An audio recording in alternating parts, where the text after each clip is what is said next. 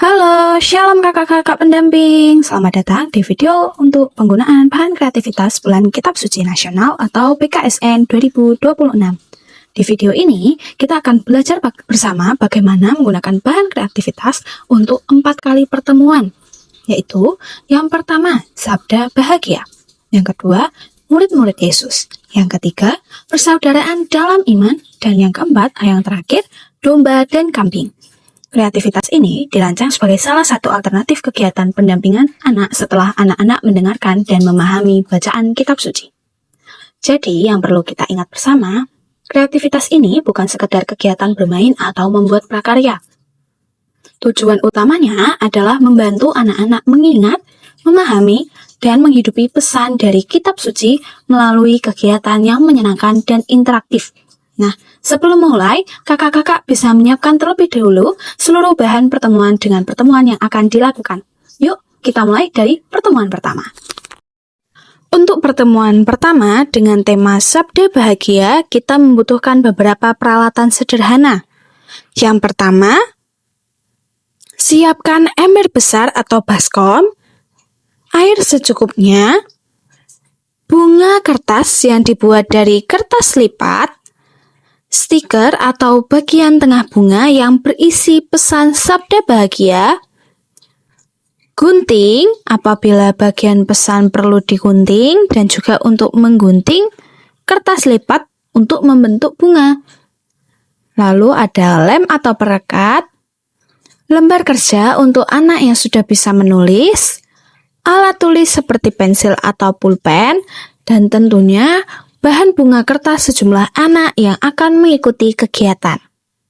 Sebelum kegiatan dimulai, pastikan semua bahan sudah tersedia dan bunga kertas sudah dibuat serta dilipat dengan baik. Lalu, kakak-kakak bisa menyiapkan ember atau baskom yang kemudian diisi dengan air. Air tidak perlu terlalu penuh. Yang penting cukup untuk membuat bunga kertas dapat mengapung dan terkena air sehingga perlahan-lahan dapat terbuka. Kemudian, bagikan satu bunga kertas kepada setiap anak secara acak. Yang penting jangan langsung memberitahu anak-anak isi dari bunga tersebut. Bahkan, anak-anak bisa diberi arahan untuk tidak membuka atau membongkar bunga kertas terlebih dahulu. Tujuannya supaya anak-anak merasa penasaran dan tertarik untuk mengikuti kegiatan. Untuk pelaksanaannya, setelah bacaan kitab suci tentang Sabda Bahagia dibacakan dan diceritakan, kakak-kakak pendamping dapat mulai mengajak anak-anak melakukan kreativitas. Kakak-kakak mengatakan, mungkin contohnya seperti ini. Adik-adik, tadi kita sudah mendengarkan sabda Tuhan tentang Sabda Bahagia. Sekarang kakak punya sebuah bunga untuk masing-masing adik. Tapi bunga ini ternyata mempunyai sesuatu yang tersembunyi di dalamnya. Nah, menurut adik-adik, kira-kira apa yang ada di dalam bunga ini? Nah, lalu berikan kesempatan anak-anak untuk menjawab. Setelah itu bisa dilanjutkan seperti ini. Nah, sekarang kita akan mencari tahu bersama-sama. Tetapi ada satu aturan. Bunganya tidak boleh dibuka dengan tangan ya. Kita akan melihat apa yang terjadi ketika bunga ini dimasukkan ke dalam air. Nah, setelah itu kemudian anak-anak diminta maju satu persatu. Minta anak meletakkan bunga kertasnya secara perlahan ke dalam ember atau baskom yang berisi air. Setelah itu, ajak anak-anak untuk mengamati bersama-sama. Lalu, bisa disampaikan, adik-adik coba lihat bunganya. Bunganya terbuka. Ternyata ada pesan yang tersembunyi di dalamnya. Nah, setelah bunga terbuka, ambil bunga tersebut dari air dengan hati-hati. Kemudian, bagian stiker atau pesan yang terdapat di tengah bunga dapat dilepas. Setelah semua bunga terbuka, kakak-kakak mengajak anak-anak untuk mengumpulkan dan menyusun pesan Sabda Bahagia. Pesan tersebut kemudian ditempelkan secara berurutan sesuai dengan bacaan Injil Matius bab 5 ayat 1 sampai 12. Untuk anak-anak yang sudah dapat membaca dan menulis, kakak-kakak dapat membagikan lembar kerja. Anak-anak dapat menuliskan sabda bahagia yang mereka dapatkan dari bunga masing-masing. Kakak pendamping dapat membantu anak menyusunnya secara berurutan. Tidak perlu terburu-buru, yang terpenting anak-anak memahami bahwa setiap pesan yang mereka temukan berasal dari sabda Tuhan. Setelah selesai, kakak-kakak bisa mengajak anak-anak melihat kembali hasilnya. Misalnya dapat disampaikan seperti ini. Adik-adik, hari ini kita bukan hanya mendapatkan bunga yang bisa terbuka di dalam air, kita juga menemukan pesan dari Tuhan. Sabda bahagia mengajak kita untuk belajar hidup sesuai dengan kehendak Tuhan. Lalu, setelah menyampaikan hal tersebut, kakak-kakak dapat memberikan satu pertanyaan sederhana. Sabda bahagia mana yang paling kalian ingat hari ini? Lalu, berilah waktu untuk anak menjawab, kemudian tutup dengan penguatan seperti ini. Semoga setelah hari ini kita tidak hanya mengingat sabda bahagia, tetapi juga mencoba melakukannya dalam kehidupan sehari-hari.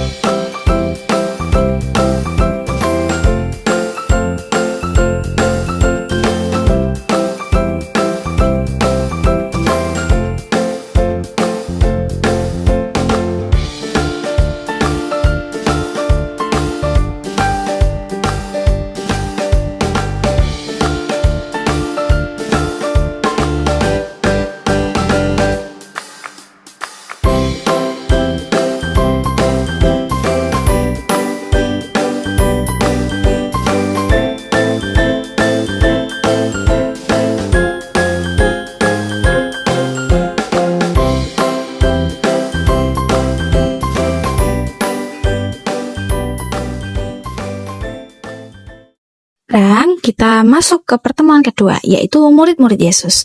Untuk kreativitas kali ini yang perlu disiapkan adalah satu paket gambar 12 murid Yesus untuk setiap anak. Satu paket gambar ini berukuran satu kertas HVS A4.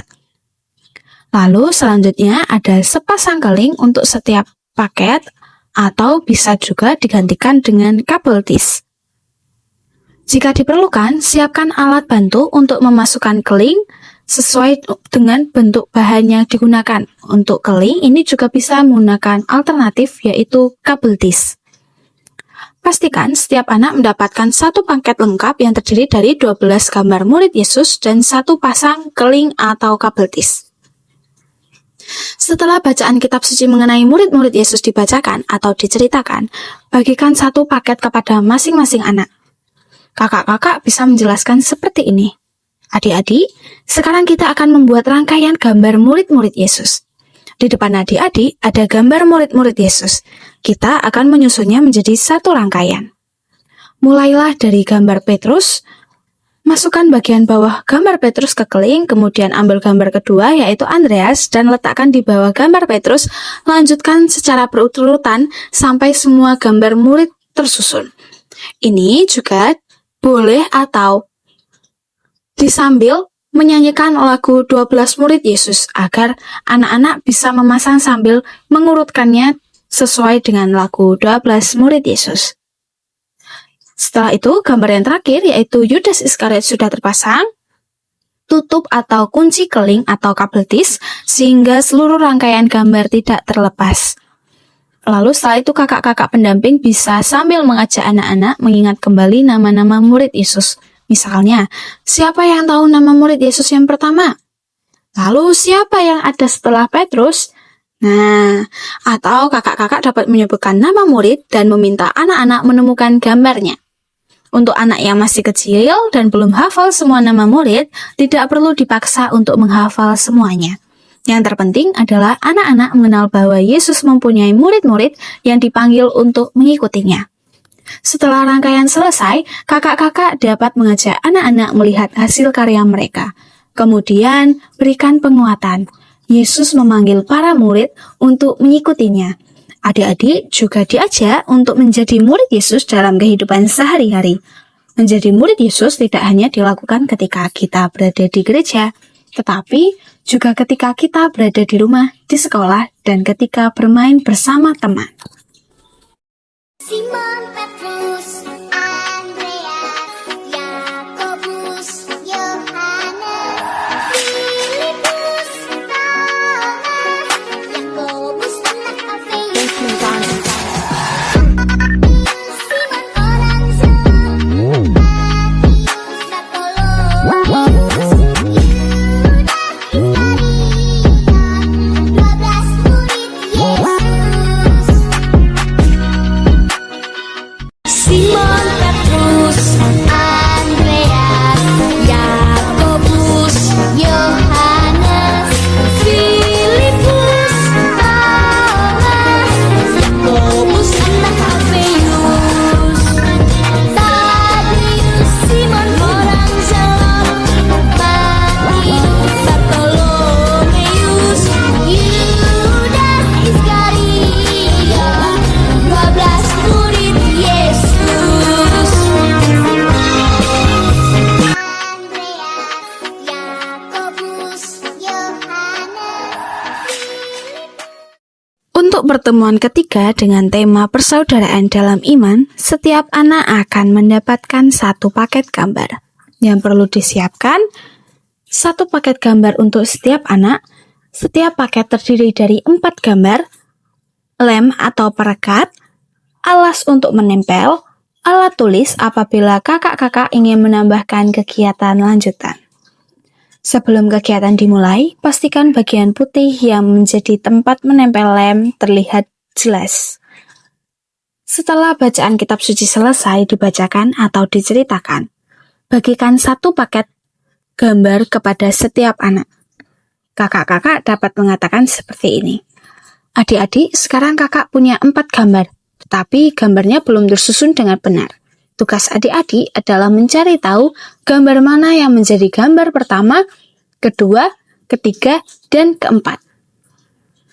Lalu kakak-kakak biarkan anak-anak mencoba mengurutkan gambar berdasarkan cerita atau situasi yang mereka lihat. Setelah anak-anak merasa yakin dengan urutannya, kakak-kakak dapat memeriksa bersama-sama. Setiap gambar memiliki bagian putih di bagian bawah yang digunakan sebagai tempat untuk menulis cerita dan juga tempat untuk memberikan lem. Berikan instruksinya secara perlahan. Kakak-kakak bisa menyampaikan seperti ini. Kalau urutannya sudah benar, sekarang kita akan menyatukan gambar-gambar ini. Namun, bolehkah dituliskan dulu cerita menurut teman-teman ini kisahnya seperti apa? Lalu berikan lem pada bagian putihnya. Kemudian rekatkan gambar pertama dengan gambar kedua. Setelah itu gambar kedua dengan gambar ketiga. Kemudian gambar ketiga dengan gambar keempat. Pastikan anak-anak tidak memberikan lem terlalu banyak agar gambar tidak rusak. Setelah semua gambar sudah direkatkan, anak-anak dapat mulai melipat bagian demi bagian sesuai dengan sambungan gambar. Kakak pendamping sebaiknya memberikan contoh terlebih dahulu.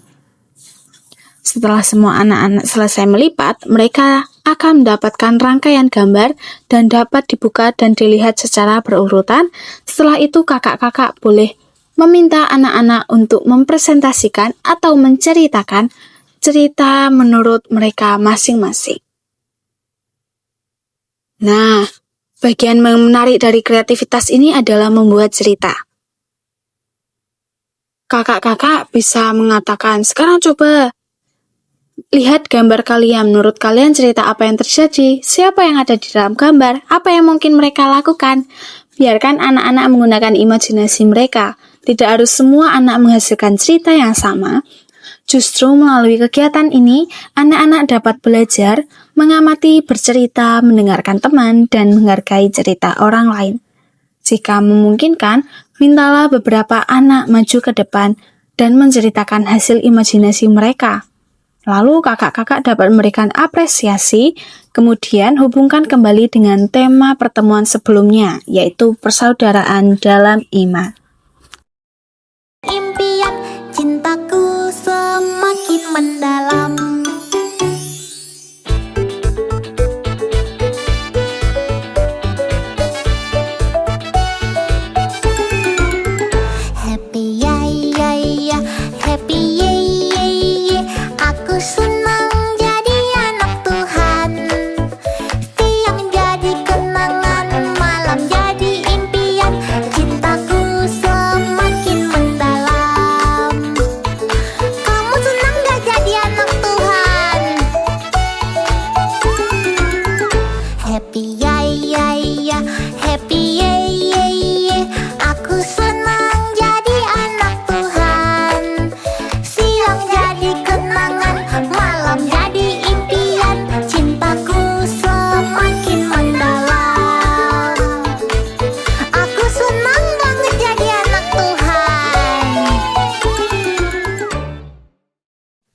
Sekarang kita masuk ke kreativitas yang terakhir, yaitu domba dan kambing.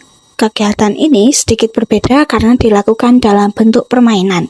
Yang perlu disiapkan adalah gambar besar domba, gambar besar kambing, gambar-gambar kecil domba, gambar-gambar kecil kambing, selotif atau perekat untuk menetapkan gambar besar, buku atau kipas atau lembaran karton yang dapat digunakan untuk mengkipas, ruang yang cukup luas untuk permainan, tanda start, tanda atau garis finish, lingkaran atau batas untuk area kandang domba dan kandang kambing, alat tulis dan pewarna untuk kegiatan setelah permainan.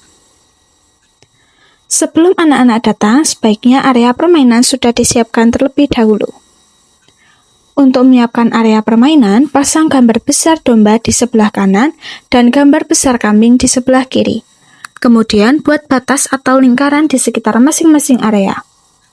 Area tersebut nantinya menjadi kandang. Jadi, kanan adalah kandang domba, yang kiri adalah kandang kambing.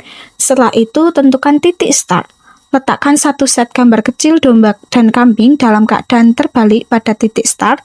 Jarak antara titik start dan gambar besar dapat dibuat sekitar 10 langkah atau disesuaikan dengan luas ruangan dan kondisi anak-anak. Sebelum permainan dimulai, kakak-kakak harus menjelaskan aturan dengan jelas. Kakak-kakak dapat mengatakan seperti ini.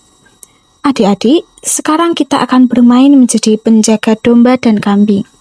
Di depan kita ada domba dan kambing yang bercampur. Tugas kita adalah memisahkan mereka. Domba harus masuk ke kandang domba, kambing harus masuk ke kandang kambing. Tapi ada satu aturan penting. Adik-adik tidak boleh menyentuh atau memegang gambar dengan tangan. Untuk memindahkan gambar, kita hanya boleh membebaskan buku, kipas, atau kertas karton. Pastikan semua anak memahami aturan sebelum permainan dimulai. Anak-anak kemudian dapat bermain satu persatu atau dibagi menjadi beberapa kelompok. Ketika permainan dimulai, anak harus menggunakan buku, kipas, atau karton untuk mengibas gambar sehingga gambar bergerak maju menuju area kandang. Jika yang bergerak adalah gambar domba, arahkan menuju gambar domba. Jika yang bergerak adalah gambar kambing, arahkan menuju kandang kambing. Kakak-kakak pendamping dapat memberikan semangat selama permainan. Jika jumlah anak cukup banyak, kegiatan dapat dibuat menjadi permainan kelompok. Misalnya, anak-anak dibagi menjadi beberapa kelompok, setiap kelompok mendapatkan giliran. Kelompok yang paling cepat dan yang paling tepat memasukkan seluruh gambar domba dan kambing ke kandang masing-masing dapat diberikan apresiasi. Namun, jangan hanya menekankan siapa yang menang. Kakak-kakak dapat menyatakan, yang paling penting bukan hanya siapa yang paling cepat, tetapi bagaimana kita bekerja sama, mengikuti aturan, dan menyelesaikan tugas bersama. Setelah permainan selesai, setiap anak dapat mengambil satu gambar domba dan satu gambar kambing atas sesuai bahan yang disediakan. Pada bagian belakang gambar domba, anak-anak dapat menuliskan contoh perbuatan baik yang dilakukan dalam kehidupan sehari-hari. Setelah menuliskan perbuatan baik, anak-anak dapat mewarnai gambar tersebut. Lalu kakak-kakak mengajak anak-anak untuk menunjukkan hasilnya. Lalu berikan kesempatan anak untuk menjawab beberapa anak menjawab. I've got the love of Jesus down in my heart. Down in my heart. Down in my heart. I've got the love of Jesus down in my heart. Down in my heart to stay. And I'm so happy, so very happy. I've got the love of Jesus in my heart. And I'm so happy, so very happy. I've got the love of Jesus in my heart. And I'm so happy, so very happy. I've got the love of Jesus in my heart. And I'm so happy, so very happy. I've